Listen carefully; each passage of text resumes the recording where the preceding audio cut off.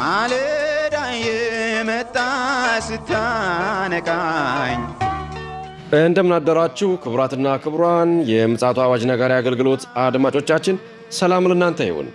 የማለዳ ቁርሳችንን አሁን ጀምረናል።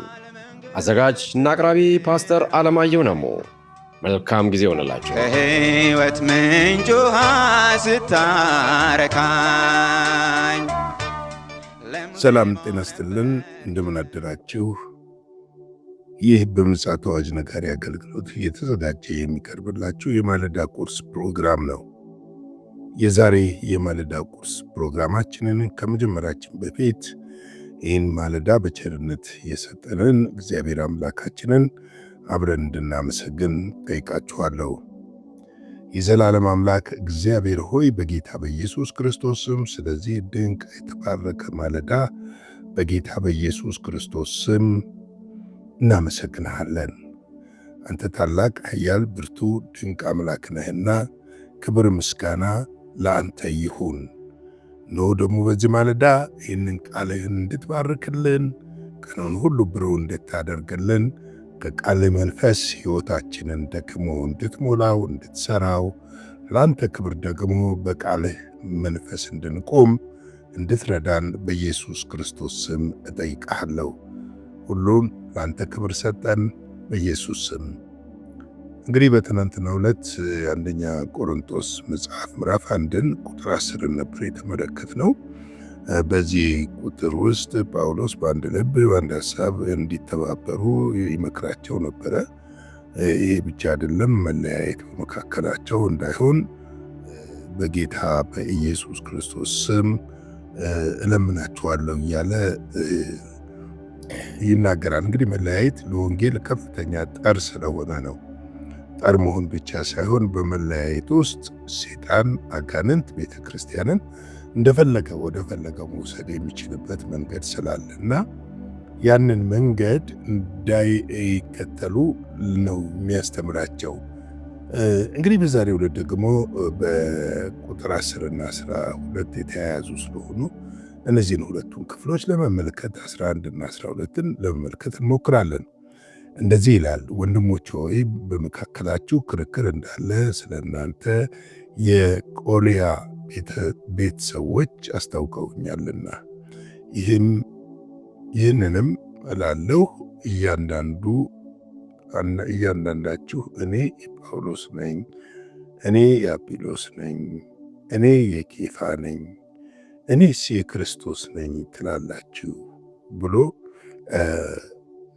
ይናገራል።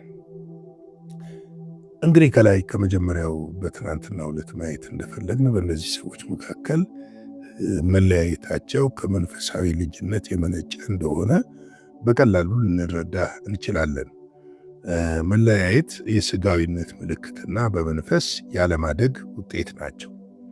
ሰው በመንፈሳዊ ነገር እያደገ በሚሄድበት ሰዓት መለያየት ውስጥ አይደለም የሚገባው። የተጠራበትን የተሰጠውን ተልእኮና ለምን በዚህ ምድር ላይ እንደሚኖር ስለሚገባው ነገሮችን በቀላሉ ነው የሚያደርገው። እነዚህ የቆሮንቶስ ቤተክርስቲያን ወንድሞች በመካከላቸው ከፍተኛ የሆነ መለያየት እንደነበረ እንመለከታለን።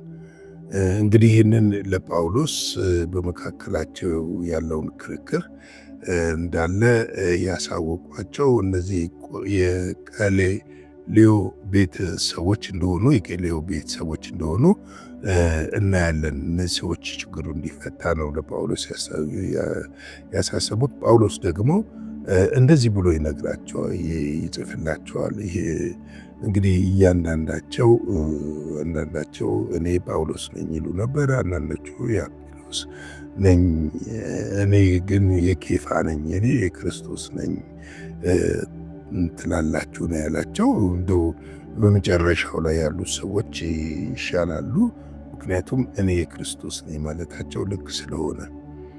እንግዲህ ዛሬ በኢትዮጵያ ቤተክርስቲያን የምንመለከተው ይሄው ነው።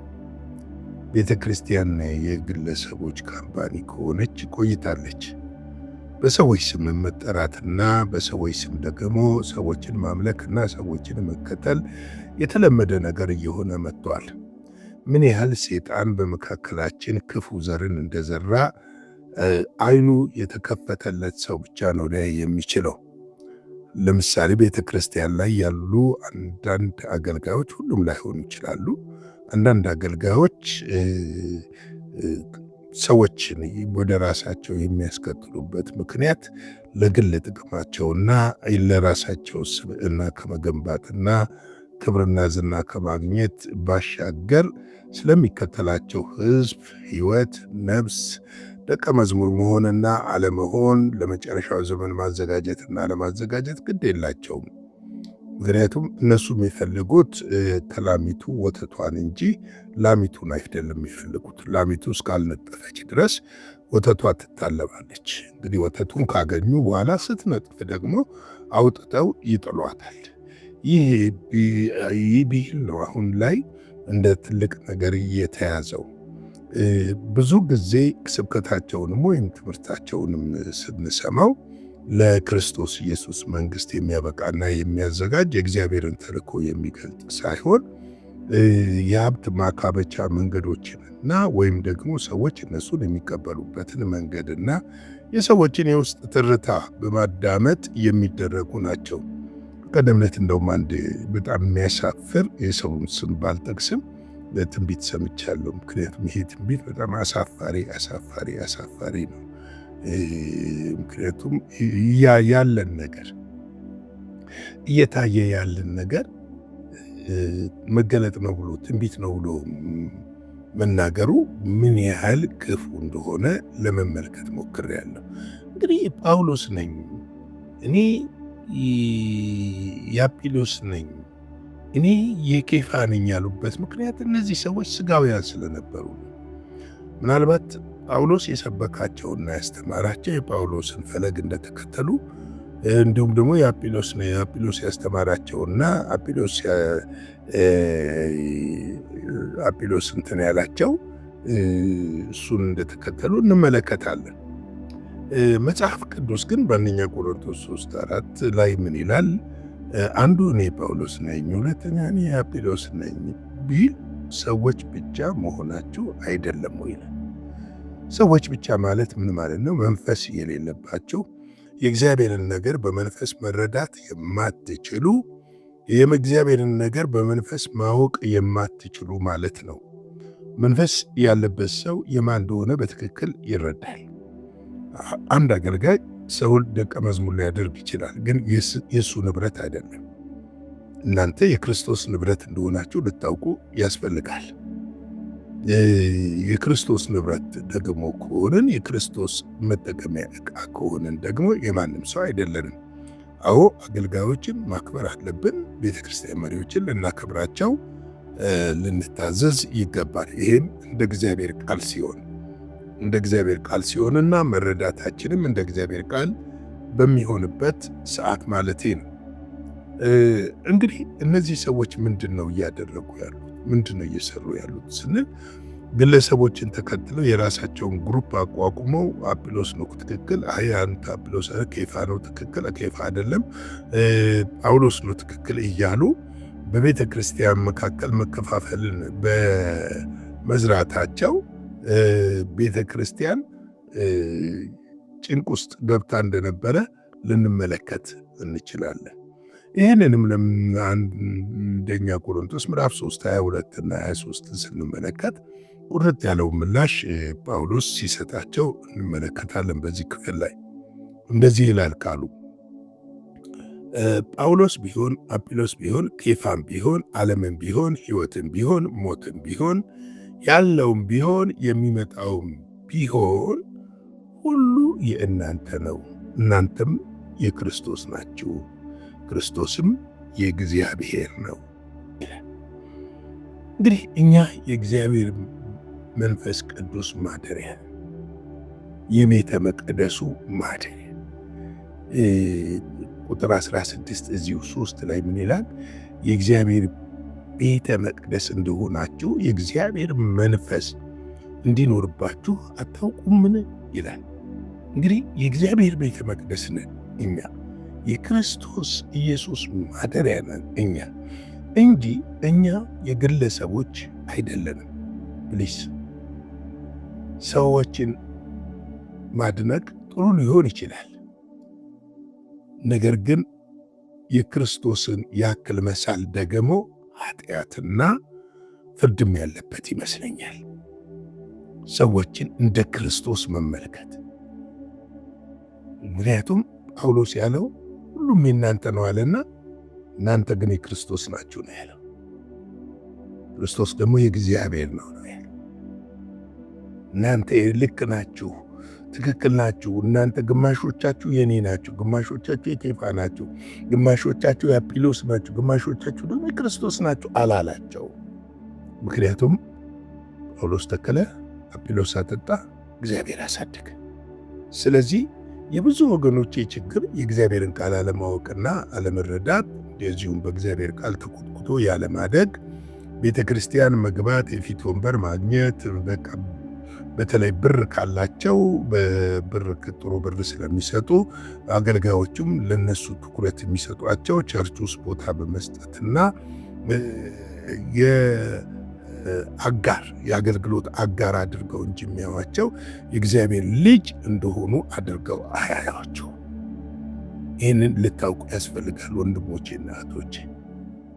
የፊት ወንበር ስለተዘጋጀላችሁ በክርስቶስም ዘንድ በዛ የፊት ወንበር ይዘጋጅልኛል ብላችሁ ልታስቡም እንድታስቡም አይገባም። ምክንያቱም በዛ እውነተኛ ደቀ መዝሙር የሆነ የእግዚአብሔር መንፈሱ ማደሪያ የሆነ ክርስቶስ የሰጠውን ተልእኮ በምድር የፈጸመ ትእዛዙን የጠበቀ በአብ ቀኝ በቀኙ ከሱ ጎን የሚሆነው መጽሐፍ ቅዱስ ይህንን በግልጽ ይነግረናል። ስለዚህ ወገኖቼ ይህንን በደንብ እንድትረዱ ያስፈልጋል። ስለዚህ እናንተ የማንም እንዳሉ ናችሁ፣ መጽሐፍ ቅዱስ እንደሚናገረው የክርስቶስ ብቻ እንደሆናችሁ ልታውቁ ያስፈልጋል። በተለይም ደግሞ የእግዚአብሔርን ቃል ቤታችሁ ውስጥ በማጥናት መንፈስ ቅዱስ እንዲያስተምራችሁ በመጠየቅ መማርም ትችላላችሁ። ምክንያቱም አሁን ብዙዎቹ እያስተማሩ እንዳልሆነ እናውቃለን።